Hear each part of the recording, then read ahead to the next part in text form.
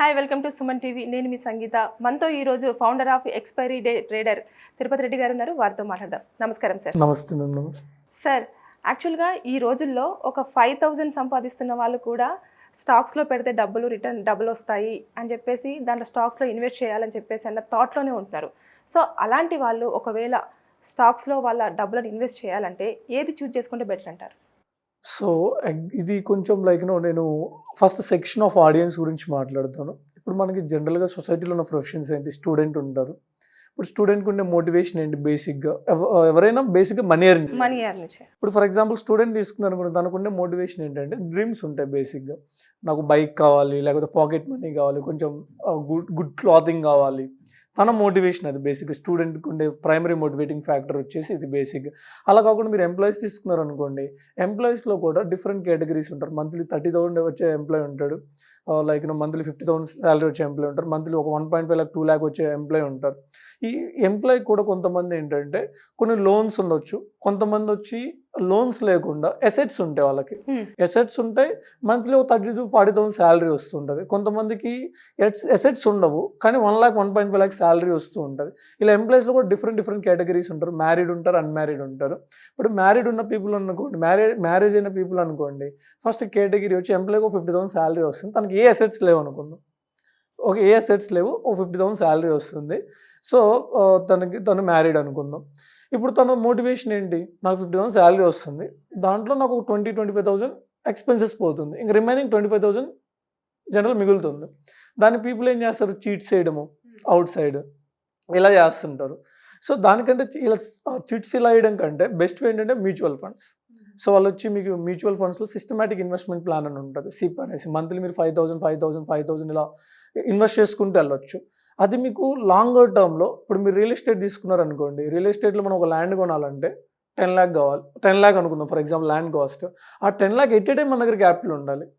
ఆ land cost 50 lakh అయితే at a time 50 lakh ఉండాలి.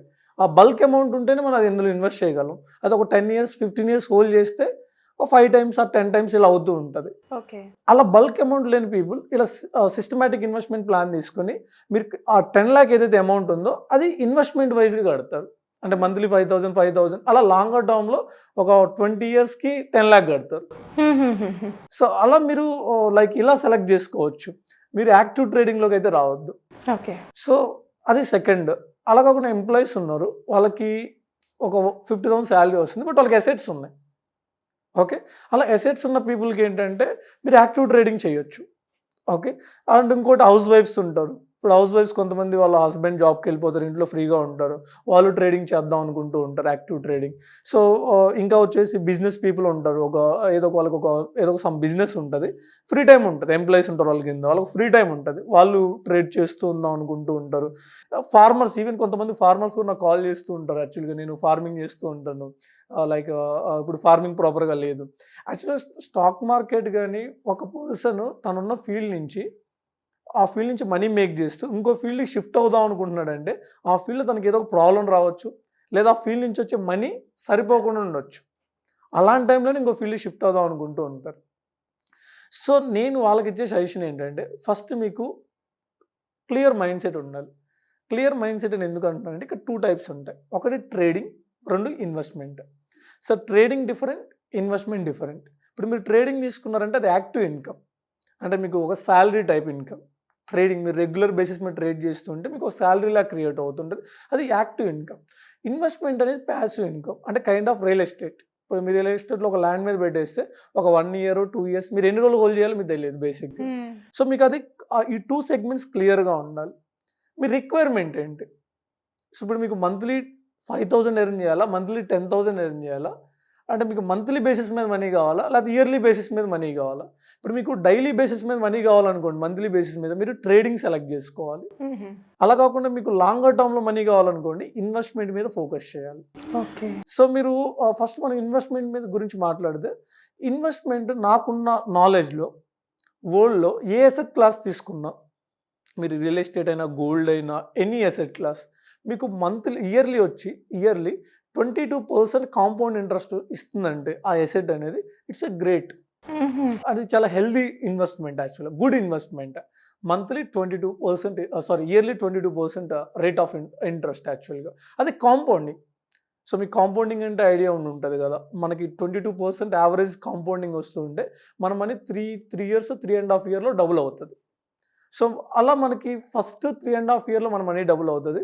ఈ డబుల్ అయిన మనీ 4 టైమ్స్ అవడానికి నెక్స్ట్ 3.5 ఇయర్స్ పడుతుంది. ఆ 4 టైమ్స్ అయిన మనీ 8 టైమ్స్ అవడానికి నెక్స్ట్ 3.5 ఇయర్స్ పడుతుంది. సో రేట్ ఆఫ్ ఇంట్రెస్ట్ 22% అనేది చాలా చాలా హెల్దీ. అది గుడ్ ఇన్వెస్ట్మెంట్. సో మీ దగ్గర ఉన్న మనీని మీరు ఏ అసెట్ క్లాస్లో ఇన్వెస్ట్ చేసేటప్పుడైనా ఆ రేట్ ఆఫ్ ఇంట్రెస్ట్ వస్తుందా లేదని హిస్టరీ చూడండి. సో ఇప్పుడు మీరు స్టాక్ మార్కెట్లో కూడా ఈక్విటీ సెగ్మెంట్ ఉంటుంది మీకు. మీ ఓన్గా చేసేది ఈక్విటీ సెగ్మెంట్, స్టాక్స్లో ఇన్వెస్ట్ చేయొచ్చు. లేదా ఇండెక్స్ ఫండ్స్ అని ఉంటాయి, ఈటీఎఫ్లు అని ఉంటాయి యాక్చువల్, నిఫ్టీ బీస్, బ్యాంక్ బీస్. ఇది చాలా సేఫెస్ట్ ఇన్వెస్ట్మెంట్ బేసిక్గా. అది ఎంత రేట్ ఆఫ్ ఇంట్రెస్ట్ ఇస్తుందో చూడండి. ఇలా మీరు హిస్టరీని చెక్ చేయండి. ఆ ఎసెట్ క్లాస్, మీరు ఏ ఎసెట్ క్లాస్ అయితే ఇన్వెస్ట్ చేస్తున్నారో ఆ asset class 22% rate of interest ఇస్తుందా, సో మీరు చాలా పీస్ఫుల్గా లైక్ అందులో ఇన్వెస్ట్ చేయొచ్చు. అచ్చా, మన ఎర్నింగ్ అనేది ఎంత ఉన్నప్పటికీ కూడా మనం చూస్ చేసుకునేది చాలా ఇంపార్టెంట్ అంట. అది ఆ హిస్టరీ చూడండి, ఆ హిస్టరీలో అది 22% రిటర్న్ ఇస్తుందా లేదా. అండ్ మీకు ఇంకోటి లాంగర్ టర్మ్ వ్యూ ఉండాలి. అంటే మీరు ఒక 3 to 5 years me financial goal ఏంటి, అండ్ మీరు ఎన్ని రోజులు హోల్డ్ చేస్తే అది అంత రిటర్న్ వస్తుంది, డెలివర్ చేస్తుంది. ఇవన్నీ క్యాలిక్యులేట్ చేసుకొని గ్రీన్లో వెళ్ళొద్దు, ఎమోషనల్గా వెళ్ళొద్దు. ఫాలో ద స్టాటిస్టిక్స్ చూడండి, ఫిక్స్డ్ గోల్ పెట్టుకోండి, ఎనఫ్. ఓకే, ఇది ఇన్వెస్ట్మెంట్ పాయింట్ ఆఫ్ వ్యూ. ఒకవేళ నాకు ట్రేడింగ్ నా వల్ల కాదు, నేను ఇవన్నీ చూడలేను, అనాలిసిస్ చేయలేను అనుకుంటే చూస్ మ్యూచువల్ ఫండ్స్.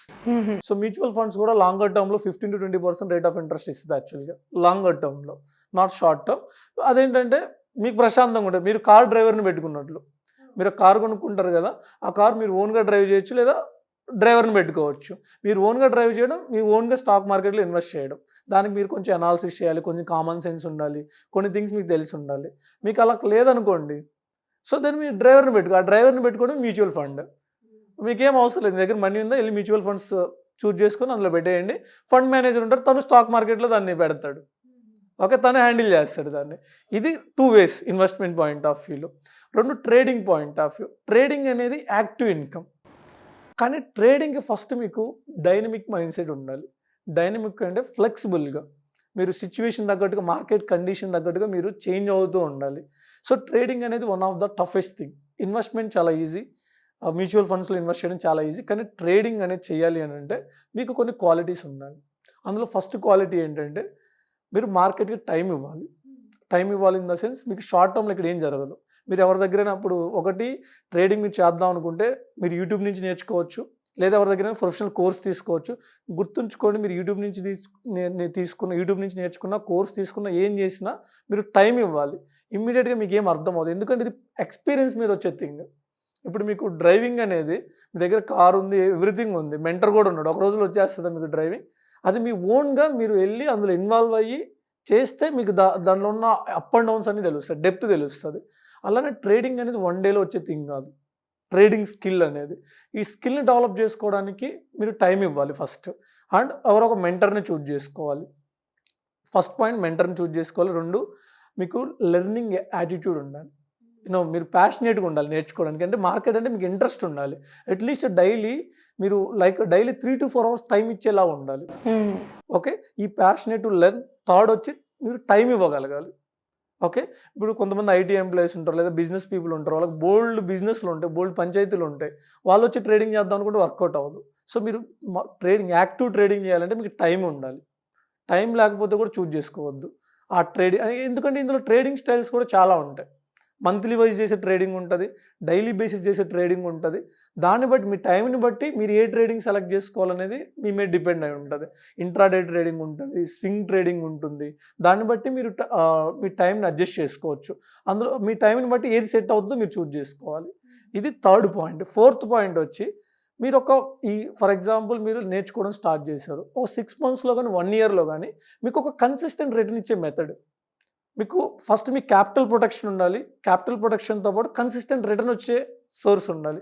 అది మీకు మంత్లీ 2% వచ్చినా పర్లేదు, 1% వచ్చినా పర్లేదు, 3% వచ్చినా పర్లేదు, మీ క్యాపిటల్ మాత్రం డిస్టర్బ్ అవ్వకూడదు. ఓకే, అలాంటి ఒక మెథడ్ని మీరు డిజైన్ చేసుకోవాలి. అది మీరు 6 మంత్స్లో నేర్చుకుంటారా, 1 ఇయర్లో నేర్చుకుంటారా, అది మీ మీద డిపెండ్ ఉంటుంది. అంటే మీరు యూట్యూబ్ నుంచి చూసి నేర్చుకుంటారా, లేదా ఒక మెంటర్ని చూసి చేసుకుంటారా. ఆ మెథడ్ డిజైన్ చేసుకున్న తర్వాత దాంతో డెమో మనీతో మీరు ప్రాక్టీస్ చేయాలి కొంత టైం. అది ఆ రిటర్న్ ఇస్తుందా లేదా చూడాలి. ఇది 4th మెథడ్. 5th పాయింట్ వచ్చి ఇవన్నీ కంప్లీట్ అయిన తర్వాత మీ దగ్గర క్యాపిటల్ ఉండాలి. ఇక్కడ చాలామంది స్టాక్ మార్కెట్లో 10,000, 20,000తో యాక్టివ్ ట్రేడింగ్ చేద్దాం అనుకుంటారు. దానివల్ల నో యూస్. మీరు ఒక 10,000, 20,000 మీకు బ్రోకరేజ్లే సరిపోతాయి. 10,000కి, 20,000కి. సో మీరు దాని నుంచి ఏ రిటర్న్ తీయలేరు యాక్చువల్లీ. సో కాబట్టి మీరు ఈ స్కిల్ అంతా డెవలప్ చేసుకున్న తర్వాత అట్లీస్ట్ మీ దగ్గర 5 lakh క్యాపిటల్ అని ఉండాలి. యాహ్! ఇది బేసిక్‌గా మీరు ఫుల్ టైమ్ ట్రేడర్ అవుదాం అనుకుంటే, నాట్ ఫుల్ టైమ్, మీరు ఒక యాక్టివ్ ట్రేడర్ అవుదాం అనుకుంటే మీకు ఈ క్వాలిటీస్ డెవలప్ చేసుకోవాలి. ఈ క్వాలిటీస్ నేను డెవలప్ చేసుకోలేను నాకు అనుకుంటే మీరు ట్రేడింగ్ చూజ్ చేసుకోవద్దు. చూస్ అదర్ ఫీల్డ్. అంటే లైక్ ఇన్వెస్ట్మెంట్ గాని, మ్యూచువల్ ఫండ్స్‌లో పెట్టండి మీ దగ్గర మనీ ఉంటే. ట్రేడ్స్ మాత్రం అసలు టచ్ చేయొద్దు. అస్సలొద్దు. మీకు ఇంత ఓపిక ఉంది, నేను ఇంత చేయగలను అనుకుంటేనే ట్రేడింగ్ చూజ్ చేసుకోండి. యాహ్! అంటే ట్రేడింగ్‌కి మన డేలో మాక్సిమం టైం కేటాయించి మనకు దానిపైన ఒక ఫుల్ నాలెడ్జ్ ఉండి అసలు ఎట్లా ఏంటి అనేది అవగాహన ఉంటే తప్ప మనం అందులోకి దిగొద్దంటారు. అదర్‌వైజ్ అనవసరంగా మీ క్యాపిటల్ జీరో అయిపోద్ది. మీ లైఫ్ డిస్టర్బ్ అవుతది. మీ హెల్త్ కూడా డిస్టర్బ్ అవుతది. అచ్చచ్చా! Right. Thank you sir. Thank you so much. అంటే ఎవరైనా సరే మనము స్టాక్స్‌లో ఎలా పెట్టాలి, ట్రేడింగ్ అయితే ఎలా, తర్వాత మ్యూచువల్ అయితే ఎలా, ఇన్వెస్ట్మెంట్ ఎలా అని చెప్పేసి చాలా క్లియర్‌గా పాయింట్ టు పాయింట్ చాలా ఎక్స్‌ప్లెయిన్ చేశారు. మా వ్యూవర్స్‌కి చాలా యూజ్‌ఫుల్ ఇన్ఫర్మేషన్ ఇచ్చినందుకు thank you sir. Thank you ma'am. Thank you.